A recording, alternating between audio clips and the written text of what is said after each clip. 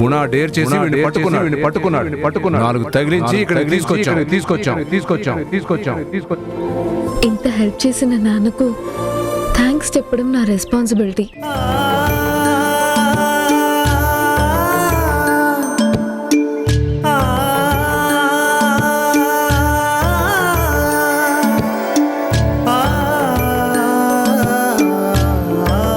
ఇప్పుడు నేను నాన్నతో మాట్లాడితే అమ్మ ఏమన్నా అనుకుంటుందేమో.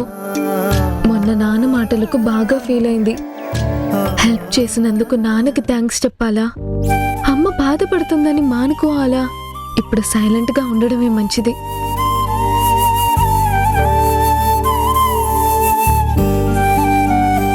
మధుమిత, 1 minute.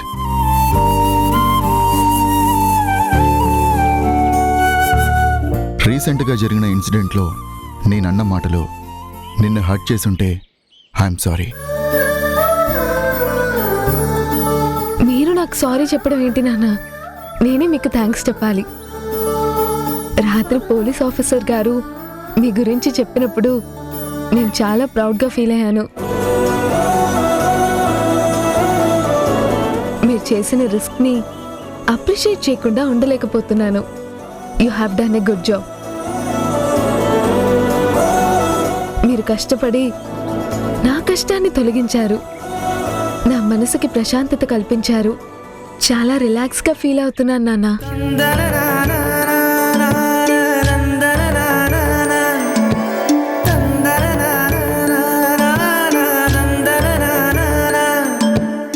మధు, హాల్లోకి వచ్చి వెనక్కి తిరిగి వెళ్ళిపోతున్నావేంటి? రా, టిఫిన్ చేద్దు గాని. మధు, నా మీద నీకేం కోపం లేదు కదా?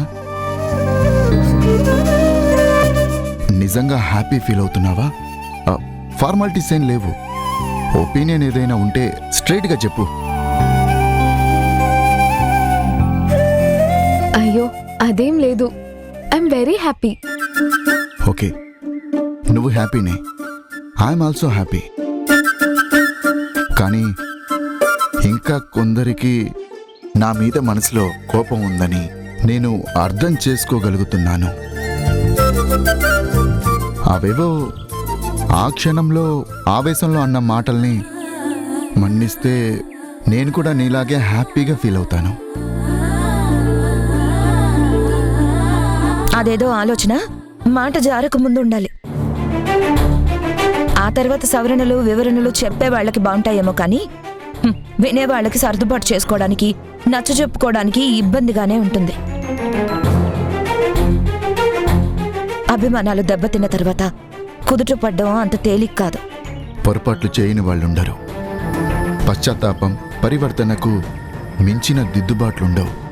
తప్పు చేసిన వాళ్ళు దిద్దుబాటు ప్రయత్నం చేయొచ్చేమో గాని ఏ తప్పు చేయని వాళ్ళు, దెబ్బ పొడుపులకి కృంగిపోయిన వాళ్ళు అంత ఈజీగా కోలుకోలేరేమో. క్షమించే తత్వాన్ని మానవత్వం అంటారు. అలాంటి వాళ్ళని సహృదయం లేని వాళ్ళు అనుకుంటే సరి.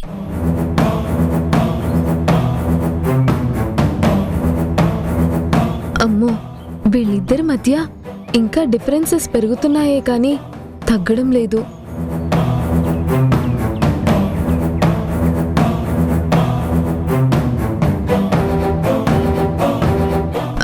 క్షమించే తత్వమే మానవత్వం అని నువ్వే అంటావు కదమ్మా.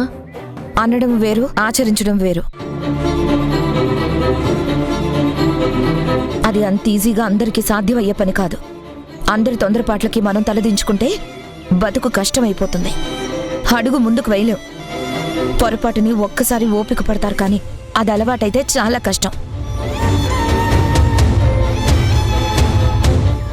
చూడు మధు, గాయం చేసినా భరించొచ్చేమో గాని అది మానకుండా పదే పదే వెక్కిరించడం కారం చల్లిన దాంతో సమానం.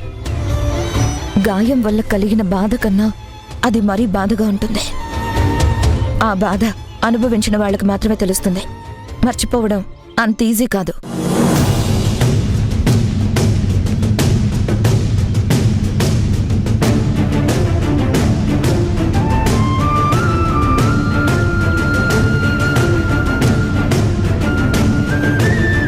బాగా హర్ట్ అయినట్టుంది. సర్దుకుపోవడానికి టైం పడుతుంది. బాధపడకండి నాన్న. డిఎన్ఏ రిపోర్ట్స్ వస్తాయన్నారు కదా, అవి రాగానే అన్నీ సర్దుకుంటాయి. అమ్మ మాట కటువుగా ఉంటుంది కానీ మనసు చాలా మంచిది నాన్న. కట్టుకున్న భార్య గురించి కన్న కూతురు చెప్తుంది.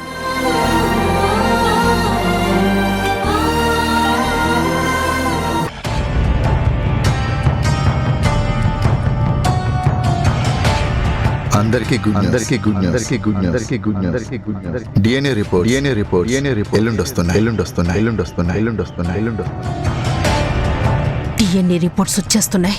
అవి పాజిటివ్గా వస్తాయి కదా, అప్పుడు వాళ్ళ పొజిషన్ స్ట్రాంగ్ అయిపోతుంది, నా పొజిషన్ డిస్టర్బ్ అవుతుంది. ఈ డిఎన్ఏ రిపోర్ట్స్ని ఎలాగైనా మార్చాలి. ఎస్ ఎస్ మార్చాలి.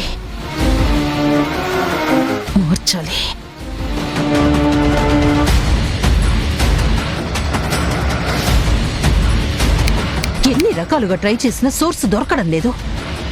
అవి గుణాకి చేరేలోపే నా ట్రయల్స్ నేను మళ్ళీ చెయ్యాలి.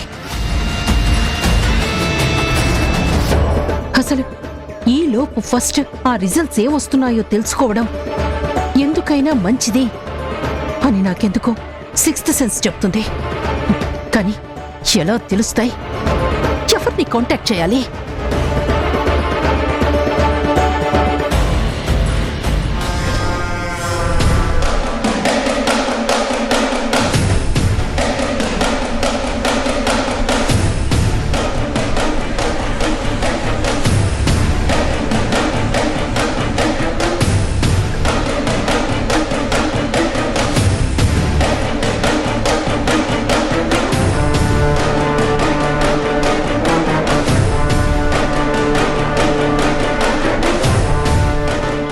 ఎస్, ఇదే నెంబర్. అది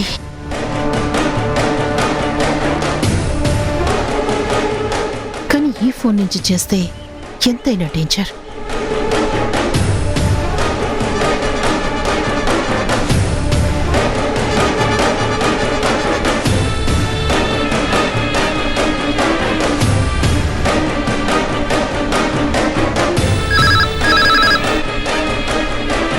హలో,